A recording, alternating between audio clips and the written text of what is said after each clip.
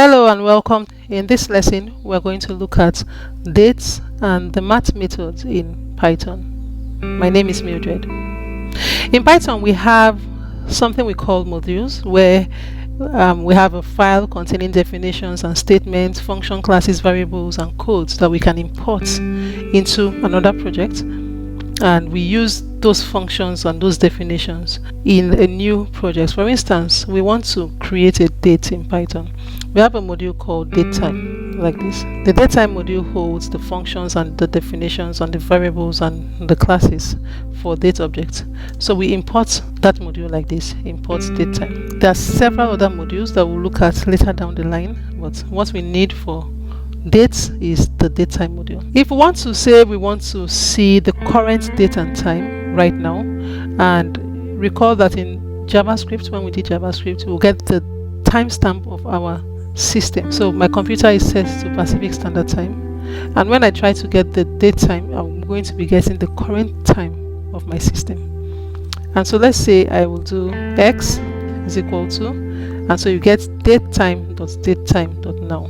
That's how you call the datetime. The now method gives you the current date. And so when I print x, I save and I run, I'm going to get the current date and time of my system.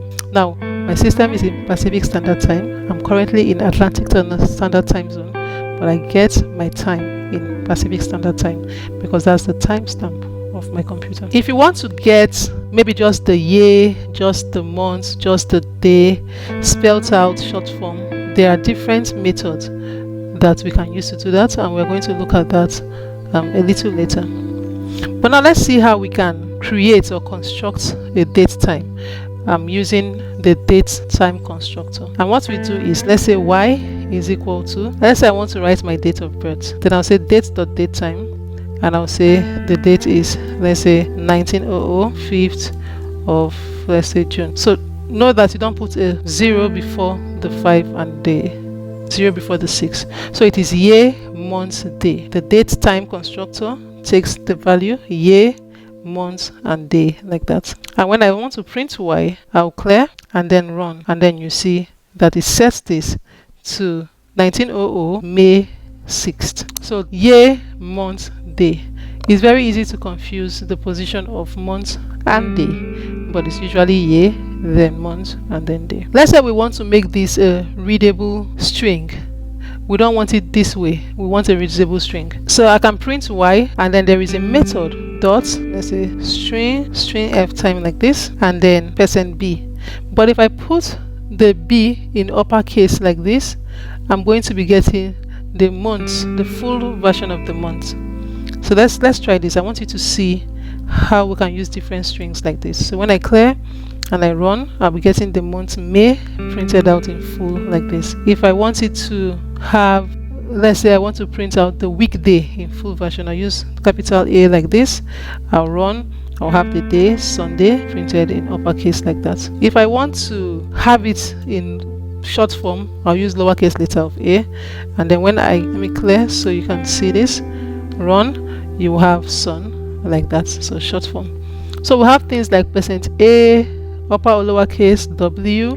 When you use w, we want a weekday as a number. So if I use w here, we'll get a weekday as a number rather than as the day spelled out. So we'll have weekday as a number. 0 is Sunday, so we'll start from 0 to 6. 0 is Sunday, 6 is Saturday. So we have %h that gives you the hour. We have %i also that gives you the hour, but now it gives you like a 12-hour string. %h will give you 24 hours. So when you have things like 00 to 23, and then for the I you have 00 to 12, things like that. %s for second. So you can reset this to see what letter of the alphabet you use to convert all of this to readable strings in Python. So this is basically all about dates. All I want you to do is to look at documentations on the dates and the different values you can specify here to get the date in different strings. Now recall that you can actually have year, month, day, then hour, minute, seconds, and that's how it's always printed out. So you can always add the hour and the minute and the second for the datetime string. Year, month, day is the required. Let's say we want to say this happens at 12 30, 45 like this. I'll clear, and what I want to print is the Y, and then I'll run, and then I have it swing 12, 30, 45. So it has to be year, month, day, hour, minute, second. And so those are the full values that it takes, where year, month, and day are the required values. So let's look at the different math module, the different methods and properties of the math module. When we want to use math in Python, we import the module math like this.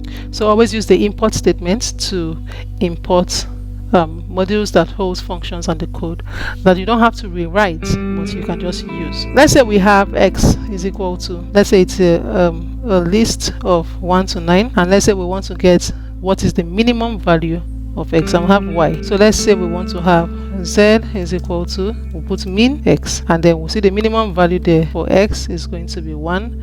When we run, we'll print z, and so we run, and then we'll get it 1 as a minimum. If we want to see the maximum, we'll print max of x, and then we'll get the maximum to be 9. The same thing for y. So we use the min and max method to see the minimum of something or the maximum of something, and this will come in handy in your development project.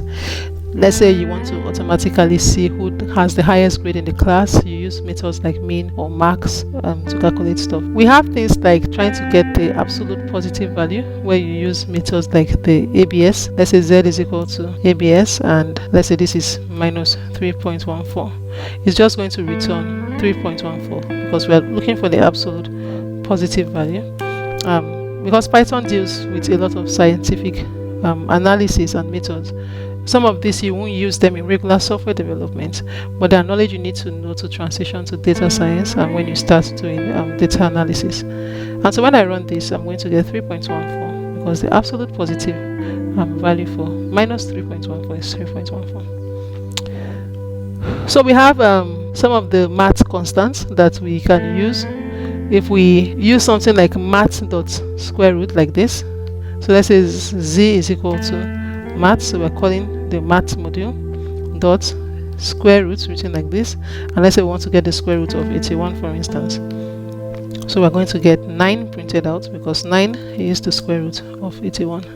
So we have things like math.floor. When you do math.floor, and when you use math.floor, what this does is it rounds down to the nearest integer, and when you use math.ceil like this, it rounds up to the nearest integer. So I want you to research all of these different methods for maths. We're not going to go into deeper details, but these are the whole idea. So if you want to do things like tangents, maths.tanh, and you get the hyperbolic tangent of a number. The same thing with radians. If you want to convert degree to radians, you can use maths.radians like this. So different constants in maths module that you can use. So research and see methods and constants of the math module and how they are used. Know what exists. You might not apply a whole bunch of them. The thing you apply the most is using the min, the max, the ceil, the floor. Those will always apply to a lot of calculations that we are going to be doing when we develop our site. So this is where we end this lesson. Thank you and see you in the next